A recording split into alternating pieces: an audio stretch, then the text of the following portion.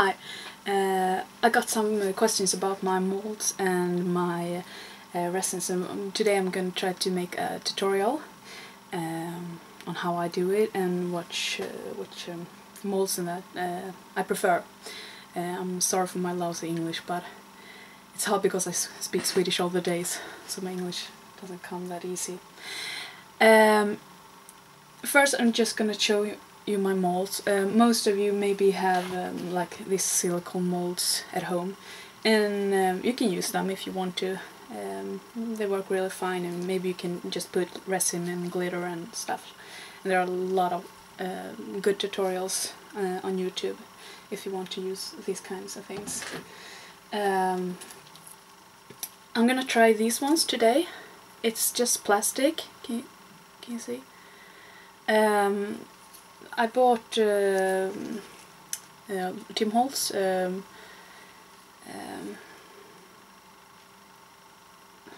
glass, like little pendants, and this was on top of it, and I'm going to try to pour resin in it, and I'm going to see how the outcome is. And most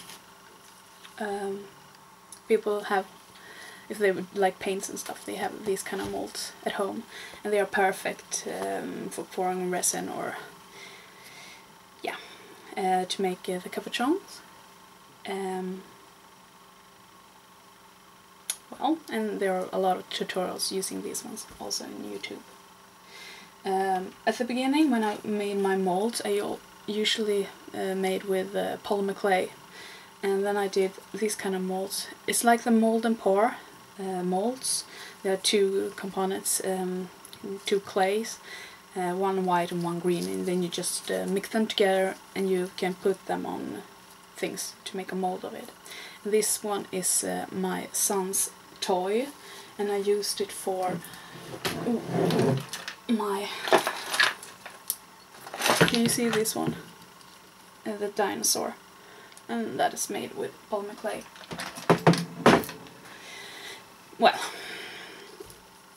I like these molds because they're easy to use, and you just blend them together, and they are finished in maybe 15 minutes or 15 minutes.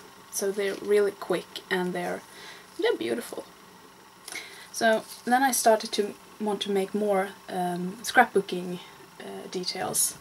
So I made these from gears. It's the same mold type. And first I made this one, and it's round on the bottom because I wanted to just use it with polymer clay. But then I wanted to start using with resin, and I understood that I have to have a flat bottom because it's more easier, so the resin hardens more even. But they're nice. They're beautiful. And it's easy, and it's easy to do. And I'm gonna put a link in this video where I buy this mold thingy. And after that I start to buy molds on Etsy, and this is a Mold Muse mold, and it's really good. It's flexible and has beautiful details around it, and it's flat on the bottom, so it's perfect for resin. I bought these ones also at Etsy. That was Mold Muse, if I didn't say that. These are DIY, I think. I like these molds. They're also very flexible, but they break for me. I have really hard to get like the nose here should look like this, and even if I'm really careful with it, it just breaks for me. So they're beautiful, but I'm not gonna buy them anymore because I think it's sad when they break.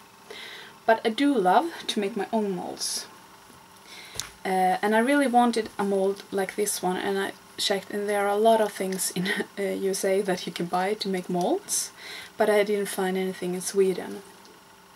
But at last I found a place called Kim, and then I bought this their mold called Silicone 181. It's really messy, and it takes a long time to do. There's, partly because they have to make a frame around it, because it's a pouring mold, silicone mold. But the outcome is fabulous, more beautiful than these. Maybe don't look good at it right now, but you're gonna see the result later. Yeah. So I do love these molds, and I'm been doing a lot of them. Well, that's it. And today I'm going to just show you how I make the mixing and what resin I use. I have tried different kind of resin, and I have to say that this one from Can you see it?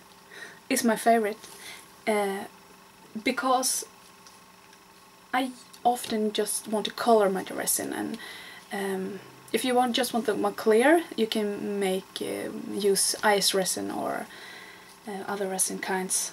But this one, and epoxy hatch in Swedish,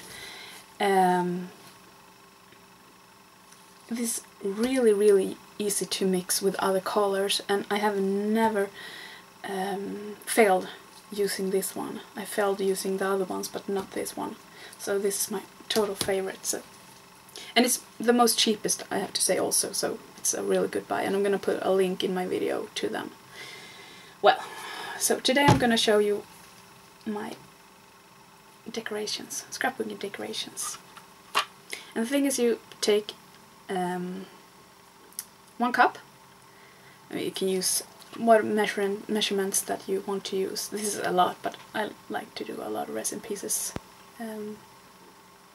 right away at the same time, because it takes a long time to cure. It's 1 cup of the resin, and I buy these lollipop sticks at Kin also.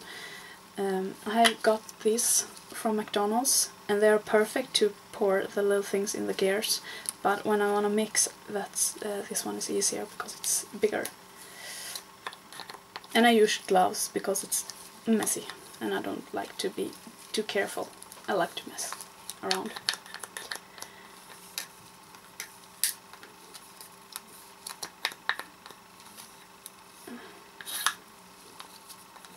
And it's sticky, these things.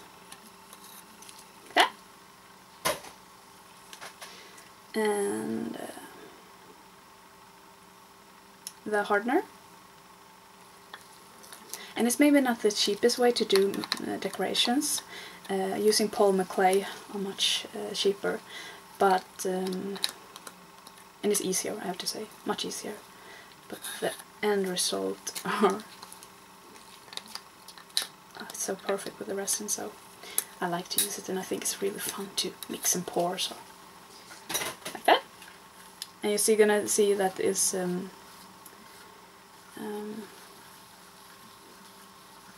well, you see when they mix, because it gets strimmor. You can see when the pots mix together, and just pour, stir, quite easy, or carefully, until the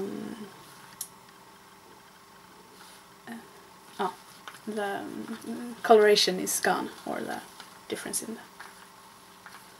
And the thing about that, the only thing that's worse with the Kin resin is that it gets more bubbles than like ice resin. But I don't usually care, because I use I almost always use black, and I think it gets more vintage if they're a bubble or that. But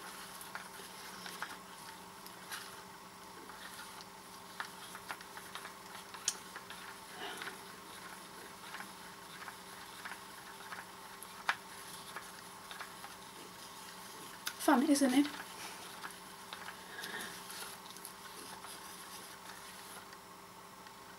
Well, now it looks kind of finished. And in this, you see, just you can pour Pearlex or Perfect Pearls or other acrylic inks. I usually love to just do it in black, and this is used.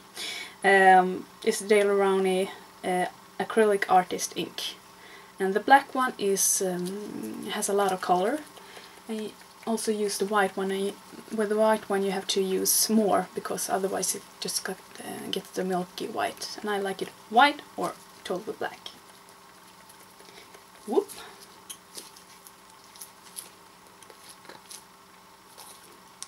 And I'm not that picky about the measurements. Maybe 2 squares. And then I'm pouring it, or stirring, stirring. And I want it black.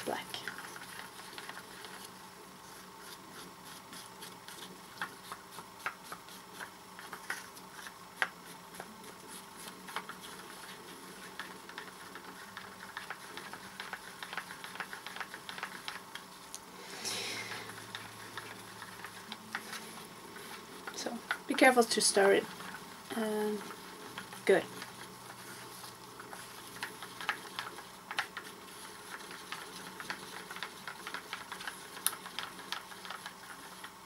See? Beautiful black. Right now I'm gonna take my lovely mold.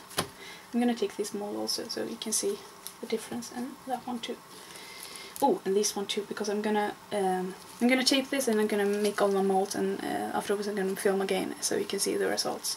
And that may take a day or 2. And the thing about these molds is that I don't have to be that picky, because the mold, the resin just runs off the mold. So just put in here, if and if there are a lot of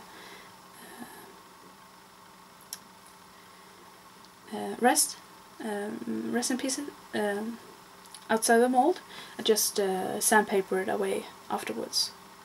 It's really easy. So, can you see?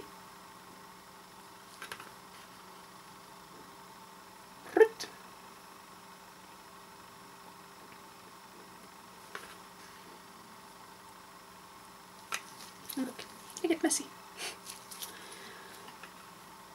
And it takes a long time for it to cure, so I have some time to pour it in my molds. You see, I get a lot of gears from that much resin. So, I'm gonna turn it off and I'm gonna show you later how they look. Okay?